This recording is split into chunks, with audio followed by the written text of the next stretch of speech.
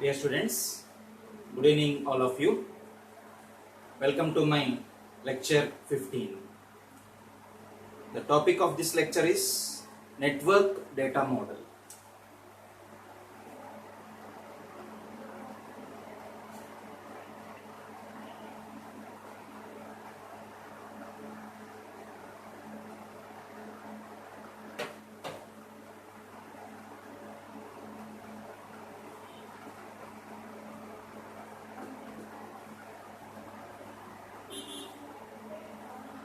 In our last class, we have discussed about hierarchical data model, isn't it?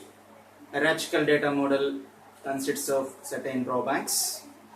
I already told you, because of these drawbacks, database professionals are rethinking about alternate data models. Okay, that alternate data model is none other than network data model.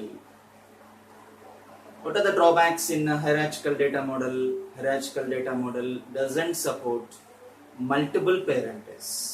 That means it doesn't support the association many to one. Right? Next, it is very complex to implement, complex to manage. Another disadvantage, it doesn't support structure independence. That means it consists of structure dependence. Okay, కాబట్టి ఈ డ్రాబ్యాక్స్ని overcome చేయడానికి alternate data మోడల్ని develop చేయాలి అని చెప్పి professionals, database professionals think చేయడం జరిగింది. Okay, అయితే ఆ డేటా మోడల్ ఎలా ఉండాలంటే ఆ డేటా మోడల్ వలన డేటాబేస్ పర్ఫార్మెన్స్ ఏం కాబడాలి, ఇంక్రీజ్ కాబడాలి. అది ఒక సర్టెన్ స్టాండర్డ్స్ ఏం చేయాలి, ఇంపోజ్ చేయాలి అన్న ఉద్దేశంతో లేట్ 1960s లోనే, అంటే సైమల్టేనియస్ గా hierarchical data model, network data model same years లోనే మనకి ఏం కాబడినట్టు, according to the book information same years లోనే డెవలప్ కాబడినట్టుగా మనం చెప్పుకోవచ్చు. ఓకే, కాబట్టి లేట్ అంటే ఎర్లీ 1960s లో హైరార్చికల్ డేటా మోడల్ డెవలప్ కాబడినట్టయితే లేట్ 1960s అంటే 1960th ఇయర్ కి సంబంధించిన ఎండింగ్ మంత్స్ లో నెట్వర్క్ డేటా మోడల్ మీకు ఏం కాబడినట్టు, డెవలప్ కాబడినట్టు. కాబట్టి ఆ లేట్ 1960s లో ఏం చేయడం జరిగిందంటే ఒక బెస్ట్ డేటా మోడల్ని, అంటే బెస్ట్ ఒక డేటాబేస్ సిస్టమ్ని ఏం చేయాలి, డెవలప్ చేయాలి అన్న ఉద్దేశంతో ఒక మీటింగ్ని హెల్డ్ చేసుకోవడం జరిగింది. ఓకే, ఏంటా మీటింగ్ అంటే కొడాసిల్.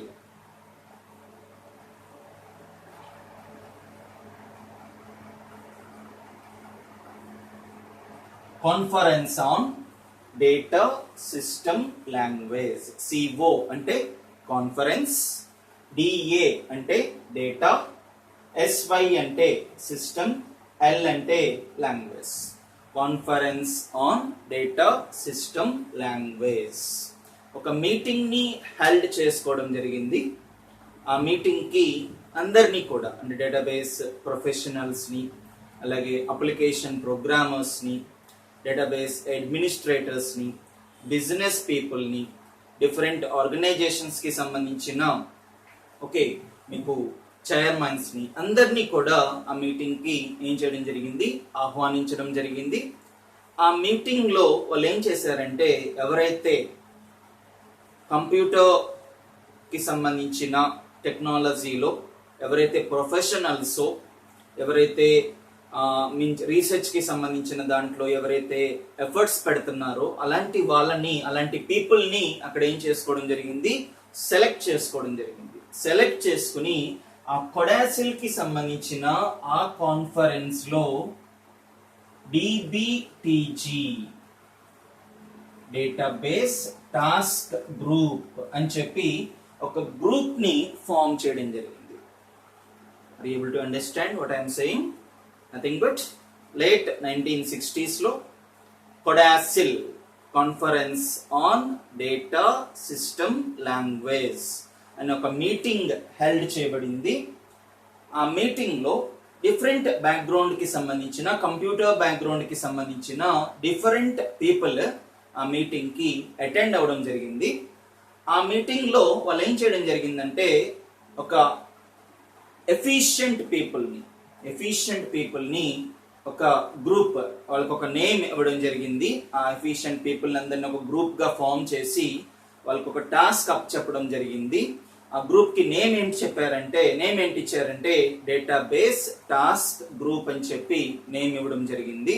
వాళ్ళకి హ్యాండ్ ఓవర్ చేసిన రెస్పాన్సిబిలిటీ ఏంటంటే మీరు ఒక బెస్ట్ డేటాబేస్ సిస్టమ్ ఏం చేయాలి, మీరు మాకు ఒక బెస్ట్ డేటాబేస్ సిస్టమ్ అనేది ఎలా ఉండాలి అనే దానికి మీరు ఒక రిపోర్ట్ ని మాకు సబ్మిట్ చెయ్యండి అని చెప్పి చెప్పడం జరిగింది. ఎవరికి?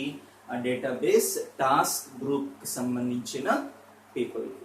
ఓకే, దెన్ వాళ్ళు ఏం చేయడం జరిగింది, దానిపైన వాళ్ళు లాట్ ఆఫ్ ఎఫర్ట్స్ పెట్టారు, రీసెర్చ్ చేశారు.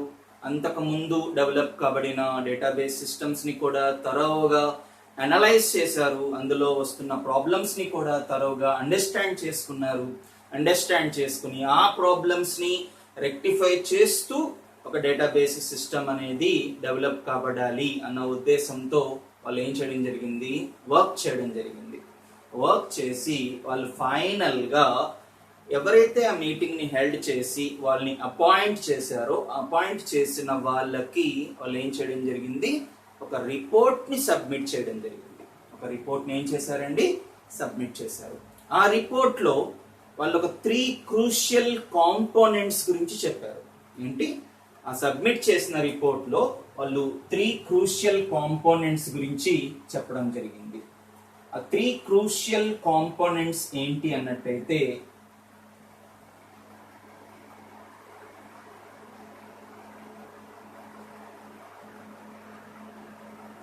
Number 1, schema.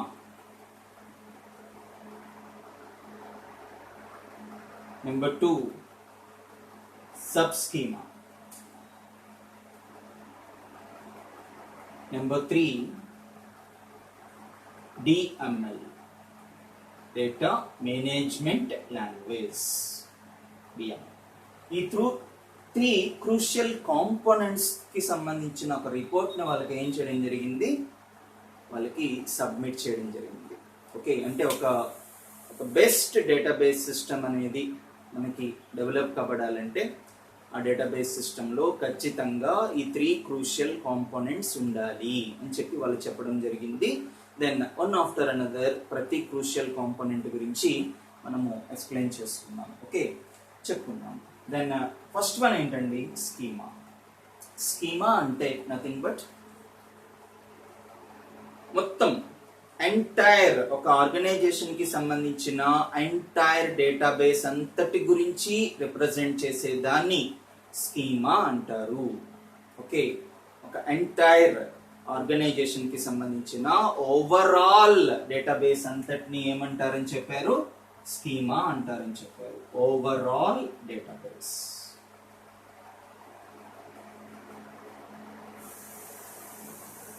ఆ ఓవరాల్ డేటాబేస్ అంతటిని కూడా అడ్మినిస్ట్రేషన్ అనేది ఒక పర్సన్ ద్వారా అది అడ్మినిస్ట్రేషన్ చేయబడాలి. ఆ పర్సన్ కి నేమ్ ఏం చెప్పారు, డిబిఏ అన్నారు. డేటాబేస్ అడ్మినిస్ట్రేటర్ ద్వారా ఆ ఓవరాల్ డేటాబేస్ అంతా కూడా అడ్మినిస్ట్రేషన్ కాబడాలి. దట్ మీన్స్ ఆ ఎంటైర్ డేటాబేస్ అంతటి మీద కూడా థరోగా మొత్తం ఓవరాల్ ఆథరైజేషన్స్ అన్ని కూడా ఒక పర్సన్ కు ఉండాలి. ఆ పర్సన్ ద్వారానే నెక్స్ట్ పర్సన్స్ కి ఆథరైజేషన్స్ ఏం చేయాల్సి ఉంటుంది, ఆ పర్సనే మిగతా వాళ్ళకి ఆర్గనైజేషన్ లో పనిచేస్తున్న మిగతా వాళ్ళకి తను ఏం చేయగలగాలి, ఆథరైజేషన్స్ ని ప్రొవైడ్ చేయగలగాలి. ఆ విధంగా మీకు స్కీమా అనేది ఉండాలి. స్కీమా అంటే ఓవరాల్ డేటాబేస్ ని ఏం చేస్తుందని చెప్పారు, రిప్రజెంట్ చేస్తుందని చెప్పారు. నెక్స్ట్ సబ్ స్కీమా అంటే nothing but part of the database.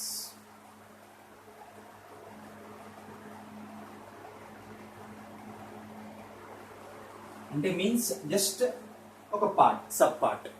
అంటే మీన్స్ ఫర్ ఎగ్జాంపుల్ ఒక ఆర్గనైజేషన్ తీసుకుంటే ఆర్గనైజేషన్ లో మనకి అకౌంటింగ్ డిపార్ట్మెంట్ ఉంటుంది, మార్కెటింగ్ డిపార్ట్మెంట్ ఉంటుంది, సేల్స్ డిపార్ట్మెంట్ ఉంటుంది, ప్రొడక్షన్ డిపార్ట్మెంట్ ఉంటుంది, ఇలా సెవరల్ డిపార్ట్మెంట్స్ ఉంటాయి. ఆ డిపార్ట్మెంట్స్ లో ఒక అకౌంటింగ్ తీసుకున్నాం అనుకోండి, అదేంటవుతుంది, అకౌంటింగ్ అనే డిపార్ట్మెంట్ ని మాత్రమే తీసుకున్నాం అనుకోండి, దట్ ఈస్ నథింగ్ బట్ అదేంటవుతుందంటే సబ్ స్కీమా అవుతుంది. అంటే పార్ట్ ఆఫ్ ద డేటాబేస్. అంటే ఓవరాల్ డేటాబేస్ లో ఒక సబ్ పార్ట్ ని ఏమంటారని చెప్పారు వాళ్ళు, సబ్ స్కీమా అంటారని చెప్పారు. ఓకే, దాన్ని మనం ఏమంటాము, పార్ట్ ఆఫ్ ద డేటాబేస్ అంటాం. That is called sub schema.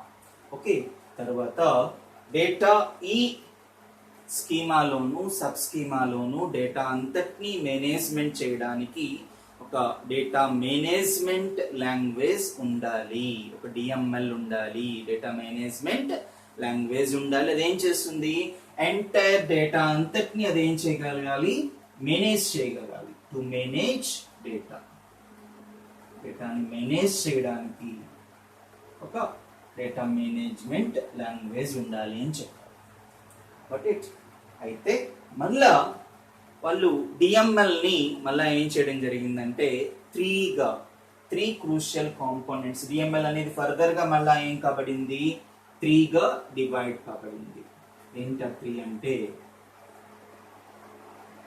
ఆ డిఎంఎల్ లో మనకి స్కీమాని ఓవరాల్ డేటాబేస్ ని డిజైన్ చేయడానికి DDL data definition language commands ద్వారా మనం ఏం చేయగలగాలి, డేటాబేస్ ని ఏం చేసుకోగలగాలి, క్రియేట్ చేసుకోగలగాలి. అంటే ఒక ఆర్గనైజేషన్ కి సంబంధించిన ఎంటైర్ డేటా అంతటికి కూడా ఒక డేటాబేస్ సిస్టమ్ లాంగ్వేజ్ యూజ్ చేసి, సాఫ్ట్వేర్ యూజ్ చేసి బ్యాక్ ఎండ్ లో మనం ఏం చేసుకోగలగాలి, ఆ స్కీమాలో ఏ టేబుల్స్ అయితే పార్టిసిపేట్ చేస్తున్నాయో ఆ పార్టిసిపేట్ చేస్తున్న టేబుల్స్ ని క్రియేట్ చేసుకోవడానికి ఏం కావాలని చెప్పారు, ఒక డేటా డెఫినిషన్ లాంగ్వేజ్ ఉండాలని చెప్పారు.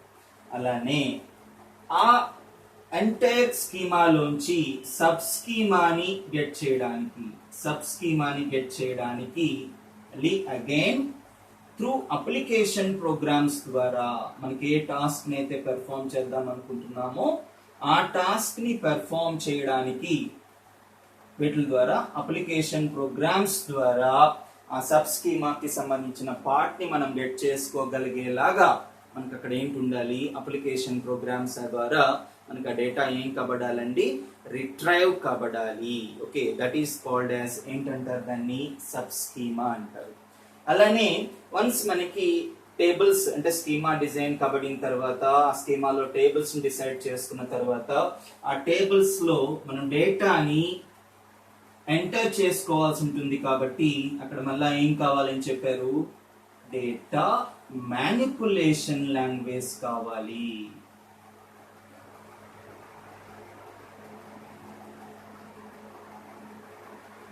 మీన్స్ వన్స్ టేబుల్ క్రియేట్ కాబడిన తర్వాత ఆ టేబుల్లోకి రికార్డ్స్ ని ఇన్సర్ట్ చేసుకోవడానికి ఏం కావాలన్నారు, డిఎంఎల్ డేటా మ్యానిపులేషన్ లాంగ్వేజ్ కావాలని చెప్పడం జరిగింది.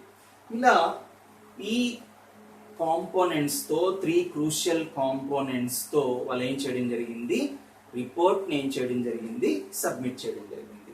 అంటే మీన్స్ వన్స్ అగైన్ ఒక్కసారి కొడాసిల్ అనే వాళ్ళు మీటింగ్ హెల్డ్ చేయడం జరిగింది. ఆ మీటింగ్ లో డిబిటిజి అనే గ్రూప్ ను ఒకదాన్ని వాళ్ళు ఏం చేయడం జరిగింది, క్రియేట్ చేశారు. డేటాబేస్ టాస్క్ గ్రూప్ ని క్రియేట్ చేశారు. అందులో కొంతమంది ప్రొఫెషనల్స్ ని ఆ గ్రూప్ లో వాళ్ళు ఏం చేయడం జరిగింది, గ్రూప్ లో ప్రొఫెషనల్స్ ని తీసుకుని ఒక గ్రూప్ ని ఫామ్ చేశారు. ఆ ఫామ్ చేసిన వాళ్ళకి ఏ బాధ్యత చెప్పారంటే ఒక బెస్ట్ డేటాబేస్ సిస్టమ్ ని డెవలప్ చేయమని ఒక బాధ్యత చెప్పారు వాళ్ళకి. వాళ్ళు ఏం చేశారు, వాళ్ళకి అప్పచెప్పిన బాధ్యతని వాళ్ళు ఏం చేయడం జరిగింది, వాళ్ళు నిర్వర్తించి ఒక రిపోర్ట్ ని ఏం చేయడం జరిగింది, సబ్మిట్ చేయడం జరిగింది. ఆ సబ్మిట్ చేసిన రిపోర్ట్ లో 3 క్రూషియల్ కాంపోనెంట్స్ ఉన్నాయి. ఆ 3 crucial components schema, sub schema, DML data management language. Schema అనేది ఓవరాల్ ఒక ఆర్గనైజేషన్ కి సంబంధించిన ఓవరాల్ డేటాబేస్ అంతటినీ రిప్రజెంట్ చేసే దాన్ని స్కీమా అంటారన్నారు. ఆ స్కీమా అనేది ఎంటైర్ కంట్రోల్ అంతా కూడా, స్కీమాకి సంబంధించిన ఎంటైర్ కంట్రోల్ అంతా కూడా ఒక డిబిఏ అనే పర్సన్ దగ్గర, డేటాబేస్ అడ్మినిస్ట్రేటర్ అనే పర్సన్ దగ్గర ఉండాలని చెప్పారు. అలాగే సబ్ స్కీమా అంటే ఎంటైర్ ఓవరాల్ డేటాబేస్ లో ఒక సబ్ పార్ట్ ని తీసుకోవడానికి త్రూ అప్లికేషన్ ప్రోగ్రామ్స్ ద్వారా ఒక సబ్ పార్ట్ ని తీసుకోవడాన్ని ఏమంటారు, దాన్ని సబ్ స్కీమా అంటారని చెప్పారు. తర్వాత డిఎంఎల్ అంటే డేటా మేనేజ్మెంట్ లాంగ్వేజ్, అంటే డేటాని మేనేజ్ చేయడానికంటూ స్పెసిఫిక్ గా ఒక డేటా మేనేజ్మెంట్ లాంగ్వేజ్ ఉండాలి అని చెప్పారు. మళ్ళా ఫర్దర్ గా ఆ డేటా మేనేజ్మెంట్ లాంగ్వేజ్ అనేది 3 గా డివైడ్ కాబడింది. అంటే స్కీమాని డిజైన్ చేయడానికంటూ ప్రత్యేకంగా డేటా డెఫినిషన్ లాంగ్వేజ్ కమాండ్స్ ఉండాలని చెప్పారు. సబ్ స్కీమా పైన ఆపరేషన్స్ పెర్ఫామ్ చేయడానికి అప్లికేషన్ ప్రోగ్రామ్స్ యూస్ చేసుకుని ఆపరేషన్స్ ని పెర్ఫామ్ చేయాలని చెప్పారు. దట్ మీన్స్ మనం ఒరాకిల్ ని తీసుకుంటే PLSQL ద్వారా మనం ఏం చేస్తాము, ఆ స్కీమా దట్ మీన్స్ టేబుల్స్ లో ఉన్న డేటాని రిట్రైవ్ చేయడానికి ఒక PLSQL ప్రోగ్రామ్ యూజ్ చేస్తాము. వాటిని మనం ఏమంటాము, అప్లికేషన్ ప్రోగ్రామ్స్ అంటాము.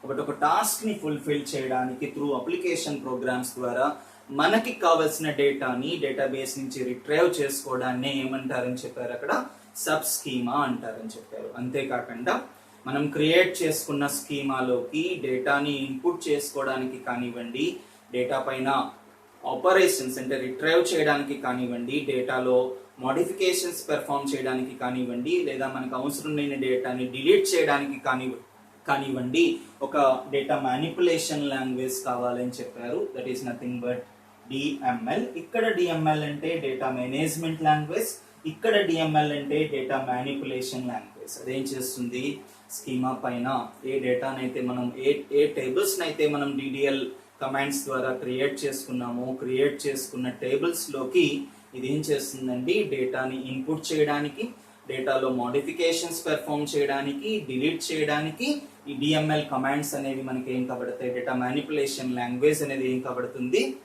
అక్కడ వైటల్ రోల్ ఏం చేస్తుందండి, ప్లే చేస్తుంది. This is all about DBTG వాళ్ళ ద్వారా ఇచ్చిన రిపోర్ట్ లో ఉన్న క్రూషియల్ కాంపోనెంట్స్ మాట.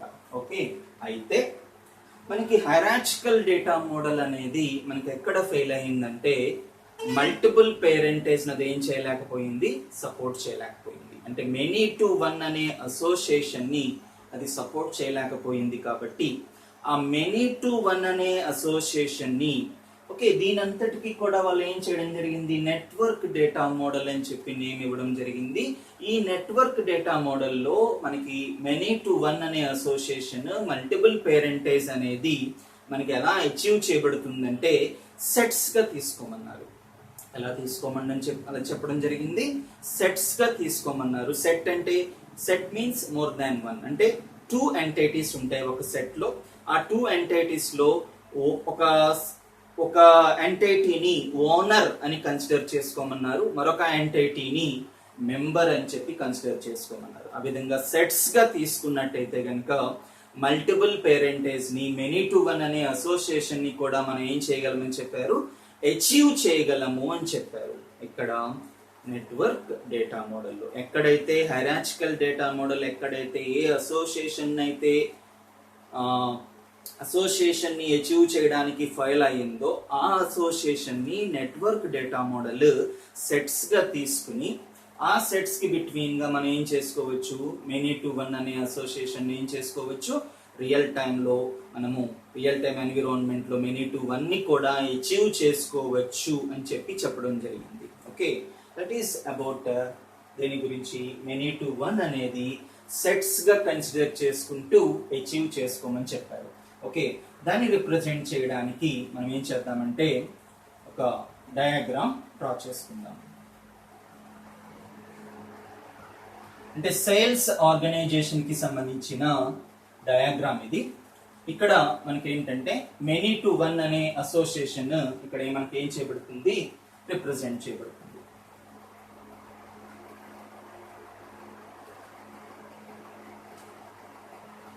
సేల్స్ ఆర్గనైజేషన్ కి సంబంధించిన నేను ఎంటిటీస్ ని తీసుకుంటున్నాను.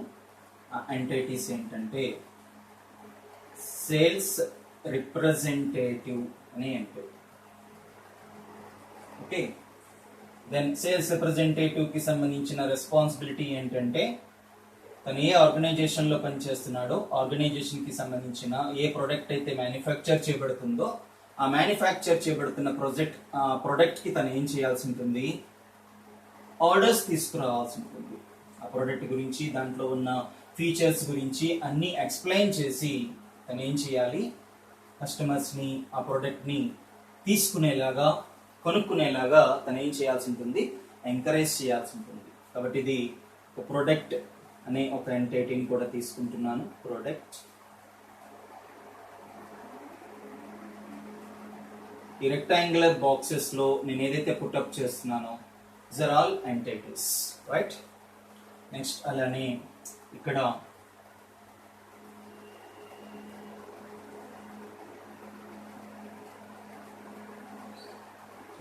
Invoice,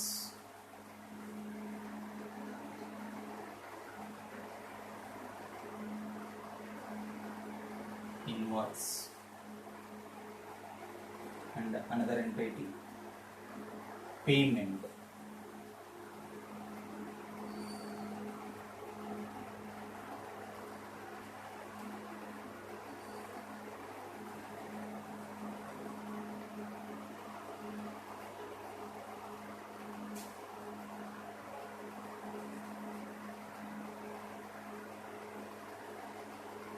many to one represent అయ్యేలాగా, అంటే మెనీ రిప్రజెంట్ అయ్యేలాగా నేను అక్కడ ఏం చేస్తున్నాను, డయాగ్రామ్ని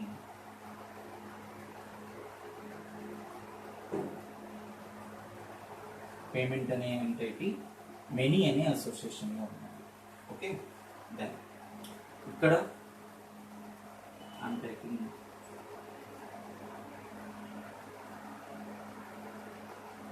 ఇన్వెంటరీ లైన్ అనే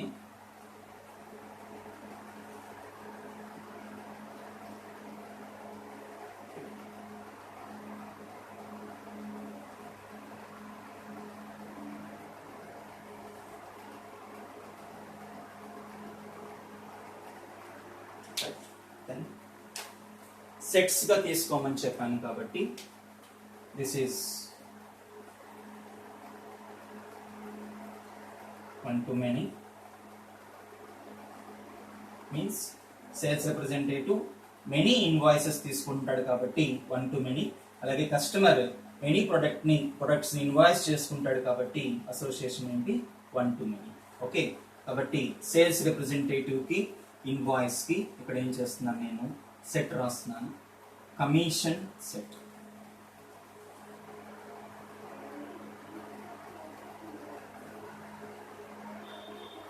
అలాగే కస్టమర్ కి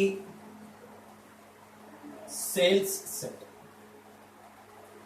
అలానే ఇదేంటవుతుందంటే payment set.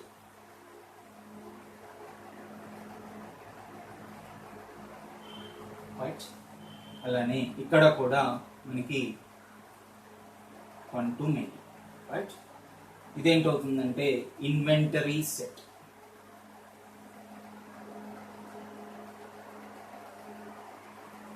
And this is line set.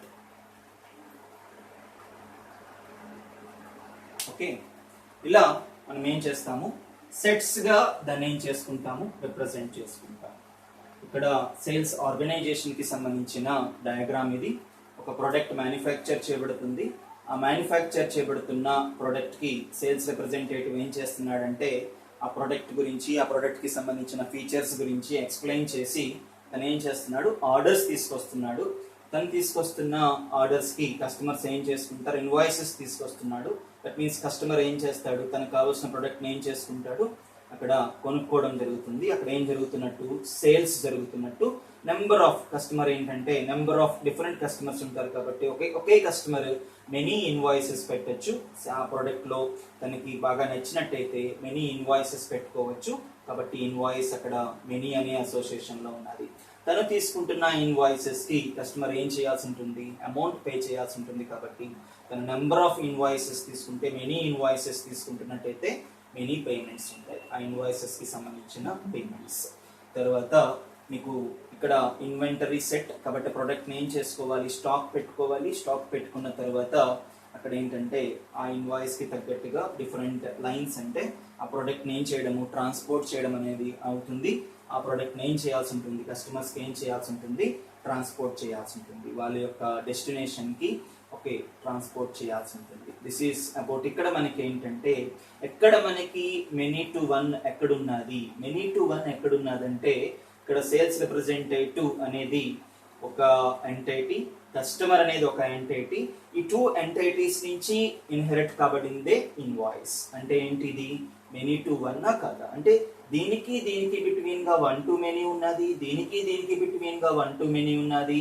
But దీనంతటిని మనం కన్సిడర్ చేసుకుంటే సేల్స్ రిప్రజెంటేటివ్ నుంచి, కస్టమర్ నుంచి ఎమనేట్ కాబడిన ఎంటిటీ ఏంటంటే ఇన్వాయిస్. అంటే అక్కడ మనకి ఏంటున్నది, మల్టిపుల్ పేరెంటైజ్ అనేది సెట్స్ గా మనం ఏం చేసుకోవచ్చు, మల్టిపుల్ పేరెంటైజ్ ఏం చేసుకోవచ్చు, త్రూ నెట్వర్క్ డేటా మోడల్ ద్వారా సెట్స్ గా తీసుకుని ఓనర్ మెంబర్ గా తీసుకుంటూ మల్టిపుల్ పేరెంటైజ్ ఏం చేయొచ్చు, మనము మెనీ టు వన్ అనే అసోసియేషన్ ఏం చేయొచ్చు, అచీవ్ చేసుకోవచ్చు. Okay, that is about network data model కి సంబంధించిన డయాగ్రామ్. ఓకే, అయితే మనకి ఇన్ఫర్మేషన్ నీడ్స్ అనేవి పెరిగిపోయే కొద్ది ఓకే మనకి ఏంటవుతుందంటే ఈవెన్ హైరార్చికల్ అయినా నెట్వర్క్ అయినా అన్ని టాస్క్స్ని ఓకే అన్ని నీడ్స్ని ఏం చేయలేకపోతున్నాయి, ఇవి ఫుల్ఫిల్ చేయలేకపోతున్నాయి. ఎందుకు ఫుల్ఫిల్ చేయలేకపోతున్నాయి అంటే even though network data model అనేది మల్టిపుల్ పేరెంటేజ్ని సపోర్ట్ చేస్తున్నప్పటికీ కూడా నెట్వర్క్ డేటా మోడల్లో మనకి ఏంటున్నాయి, డ్రాబ్యాక్స్ ఉన్నాయి. అంటే హైరార్చికల్ డేటా మోడల్ కన్నా ఇది బెటరే కానీ, అంటే multiple parentage real time applications లో మల్టిపుల్ పేరెంటేజ్ ని సెట్స్ గా అది అచీవ్ చేయగలుగుతున్నా సరే నెట్వర్క్ డేటా మోడల్ కూడా కొన్ని విషయాల్లో ఏం కాబడుతుంది, మీకు ఫెయిల్ కాబడుతుంది. ఏంటి ఆ విషయాలు ఏంటి, ఎక్కడ నెట్వర్క్ డేటా మోడల్ మనకి ఫెయిల్ అవుతుందంటే ఇది అడ్ హాక్ క్వెరీస్ ని ఏం చేయలేకపోతుంది, అడ్ హాక్ క్వెరీస్ ని implement చేయలేకపోతుంది. Queries not implemented.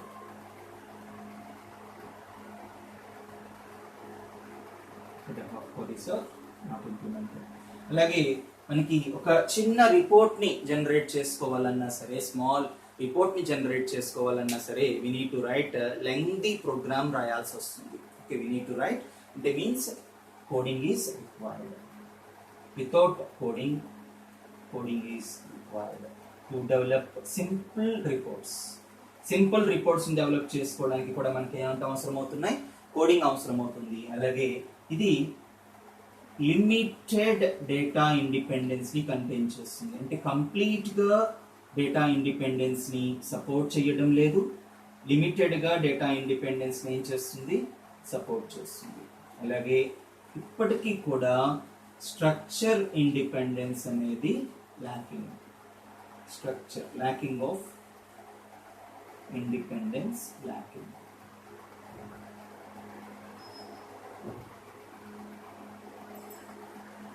Okay, అంటే స్ట్రక్చర్ ఇండిపెండెన్స్ కూడా ఉండడం లేదు. ఓకే, ఇవి మనకి ఏంటంటే నెట్వర్క్ డేటా మోడల్లో ఉన్న డ్రాబ్యాక్స్.